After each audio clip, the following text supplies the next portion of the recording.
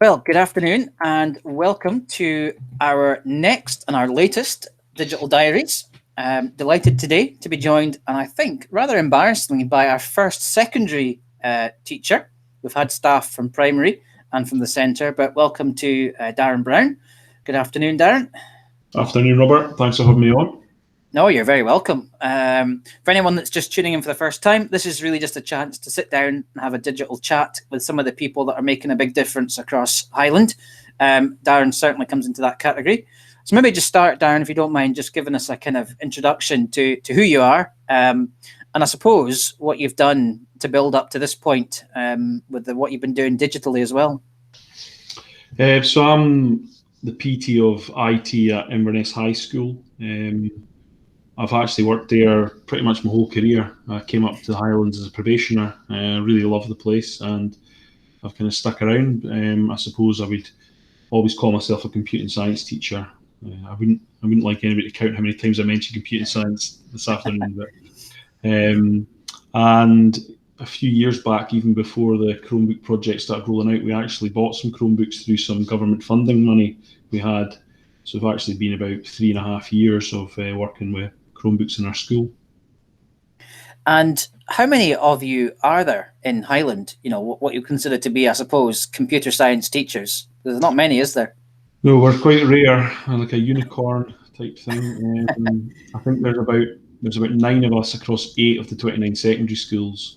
We do have quite good links with college. There's quite a few college lecturers who actually work in a few of our schools, and we actually have quite a lot of staff who it's really great actually take on some computing stuff just out of their own interest. So there's little pockets of it happening, but I suppose it's just the nature of the kind of the jobs in the market. It's really hard to attract people into teaching, although they're trying in the STEM subjects. And how has the sort of subject that you're teaching changed over your career? I mean, when you first came in as a probationer, what kind of content were you teaching? Well, we were still doing a lot of just basic hardware inputs, outputs. We were even doing quite a lot of word processing in the computing stuff. Thankfully, we've moved on a bit from that. I mean, I think the nature of the subject is it changes a lot anyway. So there's often new updates and things we do, but certainly even looking at things like G Suite, we work more and more in the cloud. There's so many great free materials and environments that we can use from all ages. So it is like a constant kind of change, but it's really quite exciting.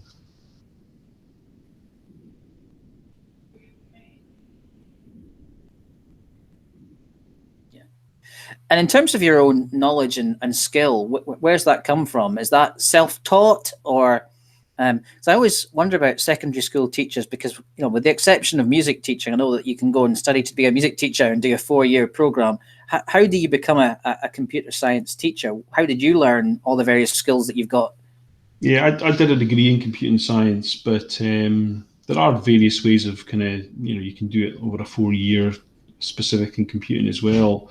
It is a lot of self-teaching. I think what we're talking about this afternoon, I think a lot of people think, oh, some people are just great with computers and great at digital. And the truth of the matter is, it takes a lot of work in the background just to kind of be that confident, really. I'm sure we'll come on to that. But it's a lot of kind of self-training. You need to know the kind of basics of quite a few programming languages. It's kind of things I'm saying to the pupils in the school. I think more and more we're all using video tutorials. We're all having to kind of do a lot of kind of continual learning and going through stuff. I always liked computing, and I did like the fact it changed a lot and there was kind of new things. There was always a lot of fields, but I was very keen to be a teacher, so I was pretty sure I wanted to go down that route, which I think is great because it is very creative and it's very general. You get a kind of general feel of all the different fields and all the different areas of computing and digital rather than just coding in one language and stuff like that. And in terms of, I mean, you can be specific to the school if you want to, but how digitally skilled would you say secondary age pupils are, in 2020? I think they're not as digitally skilled as we think. I think they're good at the systems and the phones. I think there's quite a few funny things lately with staff talking about kids, giving them quite basic instructions to access stuff, and then they're going, I can't find it. But if you said to them, how do you navigate through this level of Call of Duty with 1,000 things happening at once, they can tell you. I think we're a little bit guilty of, maybe not doing enough digital creativity at times. I'm currently doing a little bit of work on data science, because things like spreadsheets and things like that aren't being covered greatly in loads of places, and we're finding that with the staff as well. And certainly we're always talking about Google Sheets and how it's an area we're not great at. So I would say, the kids, they pick it up. They're good with the basics. I think once they get a little bit into using Classroom and the tools, they do take to it like duck to water, really. But I think some of that is just they're confident and they're quite happy to have a bash at things again. I think if I come back to even the last few weeks, if I'm being honest, there's occasionally times when I think, right, I need to record this or I need to do something, but you're not sure, and you do take a wee step back and you do kind of talk yourself out of it. Whereas I think once they get into the tools, they certainly love working that way. I mean, as soon as we got the Chromebooks in the school, I knew we were on to a winner. I mean, we'd done Glow, we'd done lots of Glow training, we'd done Glow sites, and we'd done various things showing teachers how they could set up online virtual learning environments. And I remember we got the 40 Chromebooks, myself and the deputy were in charge of trying to book them out, and it was literally like people banging on the door, trying to get Chromebooks booked every minute of the day. And as soon as I knew that, I thought, the kids and the staff have found something that's really accessible for them, and they're really into it. So I think we're all kind of getting used to working more digitally. I think the pupils are good, but I think they need a bit more experience in lots of digital areas and creativity, and even some of the basics, like spreadsheets and databases, and even just one or two kind of professional things in like email. I think at the moment I'm teaching them a lot about maybe how you should email. Don't type all in capitals in the subject line. Yeah. So it's kind of start text talk and all that kind of thing. Yeah. I think there is a need for a kind of bit more standard digital stuff throughout for everybody. And I suppose, that kind of leads us on quite neatly, and obviously it's in the spotlight right now because of lockdown, but what evolution have you seen over the past 8-9 weeks? I mean, how have things changed digitally in your school, and even, I suppose, on a personal level? What's lockdown been like for you digitally? I would say it's been good. I mean, you've got to look at positives of any situation. I think a lot of staff have maybe had a little bit more space to kind of, and a little bit more of a push to have that brave step to kind of try and push a few more things online. I think people always say to me, like, I love the look of this. I think that's the secret with the Google Suite. At times I did feel with the Glow, I was having to really try and sell it, and my heart wasn't really in it. Yeah. But I must admit, when you show them, when you show some of the staff things you can do quite simply, I've been quite impressed by how many of them have just moved online. I've been really impressed by, I would say we had a good 60-70% of our staff, because they were using it regularly, they actually found that they could just actually teach a lot of what they were going to teach anyway over the last few weeks. Obviously, there's real difficulties with the social side of it and the kind of the distance you are away from people's. And I'm finding it's the little things. It's the things that should take 30 seconds take a lot longer when you're trying to communicate in different ways. But I've been really impressed with how people have kind of moved it online, and I think a lot of people have kind of moved to the next stage, which is they're talking a lot about pedagogy. It's not just show me how to use this tool, show me how to use that tool. There's a lot of talk of, right, if I was going to do this, I think this tool would be the best thing for it. Because I'm a big believer in don't use IT for the sake of it. We have lots of bits of our course in computing where the kids are like, this is computing, why have I got a folder and a pen and a pencil? It's like, look, if you're doing some basic brainstorming or you're doing some design, anybody would be doing that on paper first. There's rough work, there's evaluation sheets, and there's things of bringing things together. It's what's best for that. And I'm really excited about that. People are kind of talking about the future. It's like, how would I, how is this going to change what I do? I've learned new ways of doing things digitally, which it's quite obvious will help me and the pupils and the SMT and the parents kind of have more up-to-date information instantly. And hopefully that all continues. That's a really powerful message, because on the surface of it, I suspect if you were to ask, Joe Public, what would a computer science teacher say about the use of Chromebooks? I suspect most people would say, they probably would say, use them all the time. Use it for as much as you possibly can. I think that's quite interesting that what you're saying is use them effectively. And when it's the time to put them down and close them off, and not use them, don't be afraid, and actually don't feel that that's not using them correctly.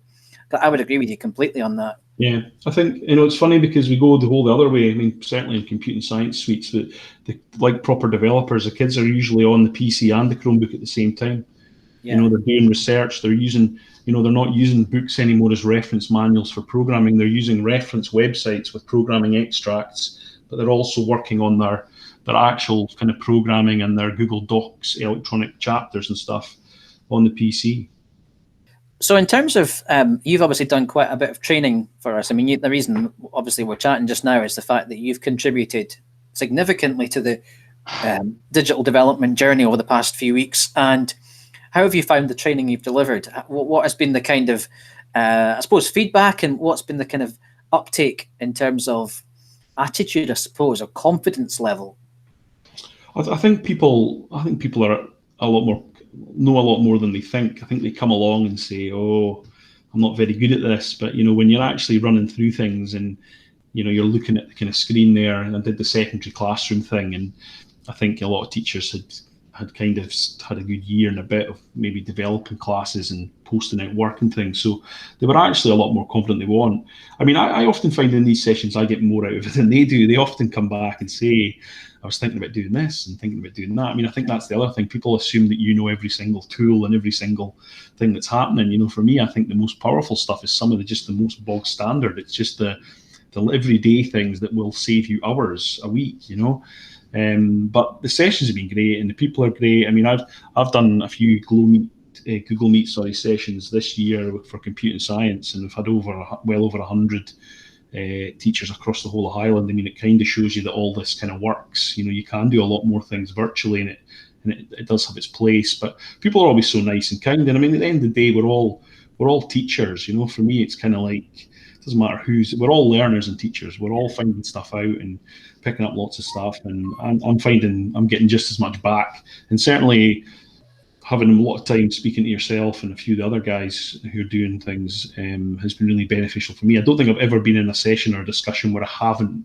written down 3 or 4 things and thought that could go on I would love to explore that list, or something I could do later on. But they've been really positive. The people are great, and I'm always saying to them, just ask questions. I always find that people think, oh, you must be really busy, so I don't want to bother you. But it's like, no, this is why we're here, Please, anytime, just email. Absolutely. Yeah, and the digital drop-in has obviously helped with that as well, and that's something that you've been quite heavily involved. I think I should start taking attendance actually of who's coming, because I think people are going to be claiming some sort of gold star or at least a T-shirt if they make it to ever present.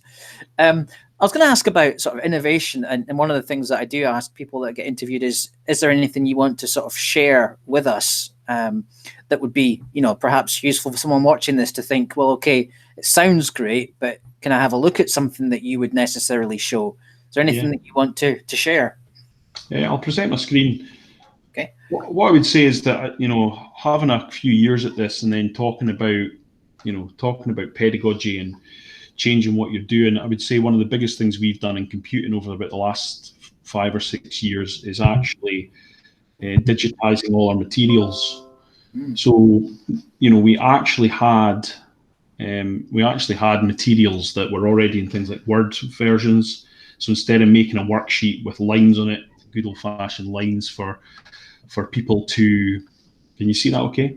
Yep, can see that, yep. Good old-fashioned lines for people to write on. We started making text boxes. So the sensible thing to do is when we started using Google Classroom was to actually move that on. So, everything comes through Google Classroom for us. I mean, for me, I know you often ask people what their favorite tool is. For me, it's Google Classroom. I think it's the glue that holds everything together. The kids know they go straight there, and all the links and all the kind of materials and the videos and everything they require is there. And when I go there, I can see all the kids' work at any time and quite easily put comments and stuff on it. But certainly what we've been working on the last few years is electronic materials. So what we have is all our chapters for our course are actually built in Google Docs. And of course, the great thing with Classroom is I do remember the days of Glow where when I made an electronic booklet, I had to make 20 copies and rename them for each pupil. Whereas now, I make my actual e-worksheets in the younger years, and our e-chapters, we make them in Google Docs. and the answers and even the screenshots all go into the one place. So obviously it's like a textbook. It's got your theory and it's got your kind of illustrations and your diagrams and things like that, that you would read when you're doing national fives and hires. But it also has like tasks like this one where you can actually interact a bit more with it. You can actually highlight bits and pieces. We have tables they can fill in. What we do is we say they fill in the bits in blue so they can highlight over the top and they can type in answers. Also, we have space for them to take screenshots. So we used to have lots of printouts of various things they'd created and get me a printout of your code and get me a printout of 2 or 3 test runs, which was a lot of paper as well. Whereas now what we do is we often have space for them to screenshot in. So they can actually screenshot in the code. So there's spaces for them to take a snip and screenshot of just the code in a test run. The whole idea is that at the end of the worksheets and at the end of the chapters, they have like an electronic textbook. So the kids say, oh my goodness, the National 5 computing textbook's 250 pages, but that's all the theory, that's all the questions, that's all the exam style questions with answers in and screenshots of all the practical stuff. So it's all in one place. So for me, I think I know a lot of staff who what they're doing just now is they're coming back and they're looking at their materials and thinking, right, over the next couple of years, I'm going to look at ways of actually turning this digital so that all the work's in one place. And presumably when you're doing that, you're not, because I mean, one of the things people often say is, I haven't got time to do the digital stuff because I'll have to do it in the real world as well. Presumably this isn't duplicating, this is actually sort of almost replacing an aspect of that sort of practical marking process and feedback process. Yeah, I mean, I'm big on that as well. I think a big thing for it is, as you would see in any kind of assignment, we're now doing audio feedback. I mean, I'm using Moat, which early on in lockdown, I was finding myself typing 1,000 words an hour of comments, doing things like comments back to kids' work, and that's always there. Even just putting comments at the side of kids' work. For me, that's your good old-fashioned, I better take all my jotters home or my worksheets home and make sure there's red pen and comments on them all. I'm often finding in the classroom, I'm actually doing a lot of this and just typing comments and keeping track of things. And I could probably now do audio comments while I'm there, while you're actually speaking to the kid. Yep. And you're getting a bit of evidence in at all times. I mean, I'm a big believer in, try to do things once. I'm thinking if all the information's there and I can put comments and audio comments onto it and I can feed that into a Google Sheet, there's not a need for me later on to go away and mark lots of books or worksheets and then go into a spreadsheet and fill all that in again. I'm always looking for making things more efficient for everybody and more instant feedback, really, more formative kind of instant feedback that's kind of available. I was talking earlier about the kind of computing stuff, but if anybody, it's primary or secondary, even people who are not computing teachers, we do have a shared drive where it's got videos and it's got loads of instructions and it's got loads of materials that I did my 4 computing science for anyone or everyone. That's how we're selling it. So if people wanted access to that folder, they could just email me, darren.brown@highland.gov.uk. But there's lots of electronic materials and stuff in there. The latest big project I worked on was some Scratch electronic worksheets that cover most of the level 2 outcomes for computing science. But for me, it's classroom, and I would say it's digitizing stuff has been pretty big. Oh, that's perfect. Yeah, and that's interesting about the sort of the programming stuff that you've done is, again, people on the kind of surface of it would think, well, that's for secondary, but I've seen the number of people and the sort of people that have attended your sessions previously, and it ranges all the way down to primary school teachers. Yeah, I can tell you, what I would generally sell it as now is I would say early years, even pre-reader, I'd be selling things like code.org for the online puzzles. Yep. We say online puzzles and the kids think they're really fun, but they teach them proper programming constructs. And then we mainly move on to Scratch, but there's lots of free materials. And what I must say is it's similar to the Google stuff. people come along and think, oh my goodness, computing must be so difficult. Yeah. It's not for me. But in actual fact, when you show them some of the materials, and particularly when you show them things like you can pretty much have, I think a few weeks ago, people were really interested in what they can do now. And I mean, I showed them within a minute, they can have a kid on code.org and they can be coding on something. And even just like what I do a lot is I get, as I said before, is get a screenshot. People were saying, well, how do we mark, the kid says I've been on code.org for an hour. And I would always just say, look, do an hour, take a screenshot of where you are, stick it on a Google Doc on the Classroom, and I can put comments on it, and I can, it's evidence. Yeah. But then, I would probably upper primary would push towards Scratch, because we're using Scratch a lot in the kind of lower secondary. But the materials are great, and I know it's like the curriculum is absolutely jam packed, and there's loads of priorities and things like that. But for me, computing can be difficult, but I think any pupils I've had doing various things. We also do stuff like web development, but graphically in a system called Weebly. We do some app development. The kids really love that. They can build an app over a few weeks, and they can actually scan it onto their phone, and they can take that away with them. It's having that end product, and it's not all about coding. A lot of creativity, and it strikes me that everything that you've explained actually has a real life context to it. And I guess that's maybe part of, again, I keep using this word evolution of where we're going with digital learning, is that that is the future. So actually, whereas perhaps 5 years ago, being able to create an app, perhaps, or a website, people would have said, that's really handy, but that's probably about as far as it would go. Whereas now it's almost becoming a key skill. You almost, whatever you do as a child, when you get older and grow up, chances are you're going to have these skills. Yeah, I think the basic digital's there, but it's the creativity. I mean, we can sit here now and talk about, I think in Scotland alone, there's about 14,000 jobs currently in computing science and digital, but it's also the new business. I often say to kids, programmers are paid well, but the people who are paid really, really well are the people who come up with the brand new ideas and the kind of the latest apps and the next big thing. I'm really big on, moving from being a user and a consumer to kind of being somebody who creates these sort of things, and the subject's great for that. I can build in a lot of digital. We can build in, various stuff. I mean, we've done some stuff recently on cybersecurity and things like that. There's so many fields that are huge that we're really pushing. Definitely the way forward. Last question, Darren, would be, and it's a question I've asked everybody, is if someone come up to you, and actually this is quite pertinent regarding the essential skills training that's about to start, and we've obviously had huge numbers of people signing up for level 1.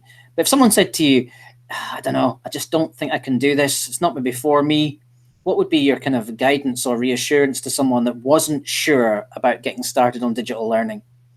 No, I would say the same as what I've experienced, and I said earlier on. I think we're all a little bit apprehensive about anything new and different, or having to go through something. But I mean, there are some great support out there, and there are always somebody who's willing to kind of sit down with you. And I think there's great scope for people working together and supporting each other. I think the level 1 essential training from Highland Council will be really good for people just to boost their confidence. I think a lot of people will probably find out that they're great at level 1. I think they need to be kind of there. But I mean, again, I'm in the same boat. I do sit with things and think, oh, should I do this or should I do that? And everybody's kind of the same. If you give it a shot, I think it's the saying in the computing development world is move fast and break things. You may as well, see what you can do and see what happens. It's don't be scared to ask. I think people are always like, oh, I didn't want to bother you, but it's like there's so much help out there. And I think the thing is that I think the penny has dropped. I think people do see that this can be beneficial. And I'll be honest, I mean, it takes a bit of work. And, if you are going to go down the route of eventually digitizing stuff, it takes a few years. But I mean, the real beauty for me, and now that our 4th and 5th year courses are completely settled, is each year I go in and I just hit reuse post. I go to last year's class and I just repost the same thing. It's got all my learning intentions, it's got all my success criteria, it's got all my links and my documents and the actual electronic worksheets and sheets, and they're all there ready. It's kind of like you're cheating a little bit. It's like once you've actually set these things up and you can send them to all 8 first-year classes at once, it's actually saving you so much time. I think people have kind of had a wee nudge in the right direction. I would just say be brave and ask. Honestly, the people are so helpful. Well, that's a nice way to finish. I mean, because as I said, I think at the very start, your contribution towards helping staff to get to this point across Highland has been quite significant. So, I think people are genuinely very appreciative. I certainly am of the training that you've offered and the support that you've offered. So, so that's really it's been fascinating. Actually, really enjoyed that chance to chat, because it is one of these subject areas that people don't know an awful lot about. So perhaps I'm hoping that you've maybe put a few myths to bed in terms of some of the things around, even why you're teaching certain aspects. And I really like the fact that you've applied it all to sort of real life context as well. So thank you very much for joining us. Really appreciate that. And hopefully you've enjoyed that, and hopefully you can join in next time on our future editions of the Digital Diaries. Thanks very much. Thank you.